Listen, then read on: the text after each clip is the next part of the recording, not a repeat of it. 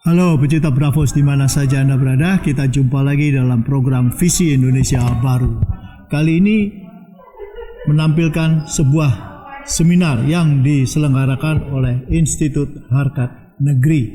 Seminar diselenggarakan di Bimasena Hall. Temanya adalah peringatan dan refleksi 24 tahun reformasi. Sedangkan judulnya Reformasi dan Jalan Keluar dari Krisis. Para pembicara dalam seminar ini pada umumnya mengingatkan bahwa reformasi yang telah berjalan sejak tahun 98 atau mundurnya Presiden Soeharto dari kursi kekuasaan sesungguhnya membutuhkan reformasi lebih lanjut atau reformasi yang perlu direformasi, kurang lebih begitu, karena masih banyak kelemahan yang harus diperbaiki. Bahkan kalau tidak dilakukan reformasi lanjutan, maka bisa terjadi kemunduran, dan ini tidak boleh terjadi. Wijayanto Samirin mengatakan bahwa Indonesia jangan sampai terjadi seperti Sri Lanka yang kacau balau sehingga dilanda oleh kerusuhan berdarah luar biasa. Yang jadi masalah, meskipun Indonesia bukan Sri Lanka, tapi kenyataannya variabel-variabel atau penyebab dari kekacauan ekonomi di Sri Lanka ada di Indonesia. Misalnya KKN, memang di Sri Lanka itu ekstrim. Misalnya ada 5 anggota keluarga di dalam kabinet. Kemudian ada juga kebijakan yang tidak realistis meskipun kelihatan hebat. Misalnya dia menghentikan impor pupuk urea dengan alasan go organik. Akibatnya petani menjadi sangat miskin di sana. Dan pemerintah menurunkan pajak untuk perusahaan-perusahaan besar. Hasilnya keuangan negara menjadi kacau balau dan rating bond pemerintahnya menjadi jeblok sehingga mengalami kesulitan untuk memperoleh dana segar dari pasar internasional.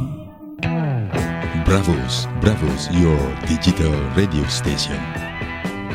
Ini pertama ingin mengapresiasi Institut Harkat Negeri yang timely sekali mengadakan perayaan 24 tahun reformasi. Biasanya perayaan itu diadakan di tahun ke-25, setengah abad. Tapi ini tahun ke-24, rasanya IHN ini memberi pesan, ingin memberi pesan pada negeri ini. Jangan sampai pada ulang tahun ke-25, apa yang terjadi 25 tahun yang lalu muncul lagi. Apalagi saya ingin melanjutkan apa yang disampaikan oleh Mas Ferry tadi tentang apa yang terjadi di negara tetangga, Filipina dan Sri Lanka. Saya rasa sebagai sebuah bangsa, kita harusnya merasa beruntung karena dipertontonkan tepat di depan mata kita sesuatu yang sangat tragik terjadi. Dan barangkali ini merupakan pembelajaran yang luar biasa. Izin untuk melanjutkan apa yang tadi sudah disampaikan oleh Mas Ferry tentang Sri Lanka. Banyak yang mengatakan Sri Lanka itu bukan Indonesia, kita beda jauh. Betul, Indonesia bukan Sri Lanka, kita jauh lebih besar, kita lebih kaya natural resources. Tetapi kalau kita lihat variabel-variabel yang membangkrutkan mereka, variabel-variabel yang membuat mereka krisis dan bangkrut, itu ada semua di sini. Yang kalau tidak kita antisipasi, bisa jadi hal yang sama terjadi. Kita harus ingat, di Indonesia ini ada 270 juta penduduk. Sri Lanka hanya 20 juta. Kalau something happen di sini, kita mempunyai tanggung jawab lebih besar. Karena ada jauh lebih banyak perut, jauh lebih banyak hati, jauh lebih banyak nyawa. Saya ingin citir beberapa hal. Apa yang terjadi di Sri Lanka? Pertama, keterbelahan politik. Mereka berusaha keras untuk menyatukan. Di Indonesia, keterbelahan itu nggak ada. Sayangnya ada kelompok yang mencoba menciptakan keterbelahan. Kadrun, cebong, Islamofobik, dan kelompok yang lain. Ini harus kita antisipasi. Yang kedua, nah ini areanya Mas Hari, anti demokrasi. Di Sri Lanka itu juga muncul aktivitas anti demokrasi yang luar biasa. Tahun 2019 mereka melakukan amandemen Undang-Undang Dasar, di mana presiden mempunyai kekuatan yang lebih. Legislatif, kontrol dan lain sebagainya diturunkan. Bukankah ini suatu pembelajaran yang luar biasa? Pada saat yang bersamaan ada sekelompok bangsa kita yang ingin mengamandemen Undang-Undang Dasar 45. Kasus Sri Lanka itu sebenarnya seperti pesan dari Allah. Jangan. Kalau kamu lakukan, kamu akan ke sana. Yang ketiga, politik dinasti. Di Sri Lanka itu, 4 bersaudara kandung itu ada di kabinet. Presiden, Perdana Menteri, 2 menteri.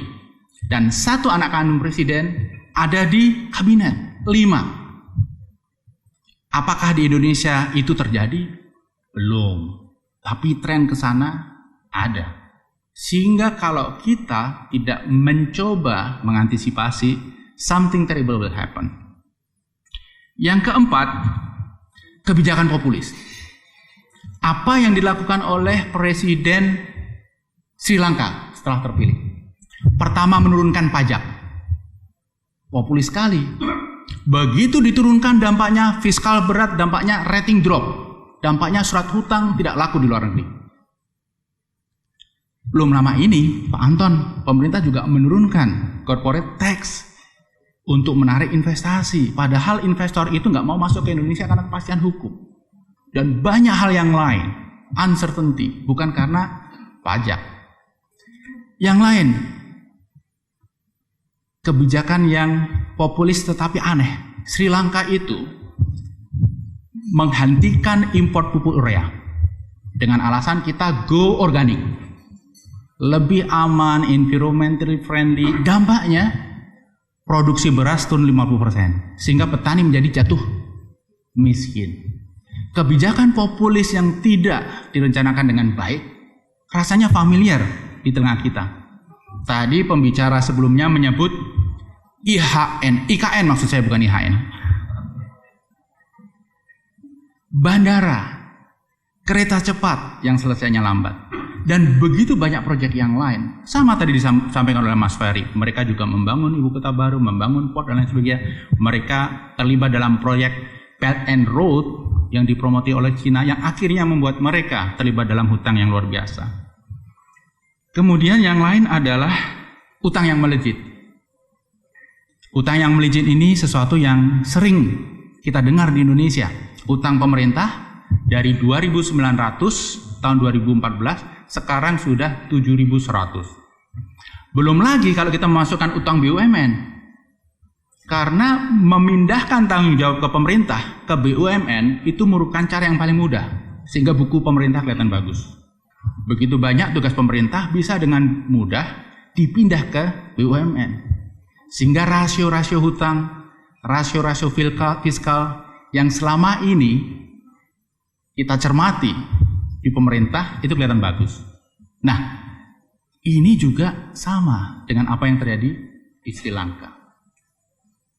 Sri Lanka diperburuk dengan krisis COVID sehingga turisme turun, mayoritas devisa mereka dari turisme. Kemudian COVID melanda dunia sehingga transfer dari pekerja migran juga turun. COVID juga melanda Indonesia. Jangan salah, pelemahan ekonomi dunia itu berdampak negatif bagi ekspor kita. Kalaupun sekarang ekspor kita tinggi, itu hanya karena windfall dari komoditi yang sedang mahal. Jangan sampai kita terjebak lagi. Yang mahal ini revenue naik, kemudian kita santai, tidak antisipatif. Kita tahu yang namanya komoditi, kalau naik pasti akan turun. Di masa lalu harga komoditi itu siklusnya 30 tahunan. Sekarang 10 tahunan. Dan naik turunnya lebih cepat. Sehingga kalau kita merasa nyaman, karena devisa kita bagus, currency kita kuat, diakibatkan oleh ekspor komoditi, itu adalah sesuatu yang sifatnya temporer. Kalau kita sangat percaya dengan itu, kita berada di jalan yang salah. Konklusinya, saya betul, Indonesia bukan Sri Lanka.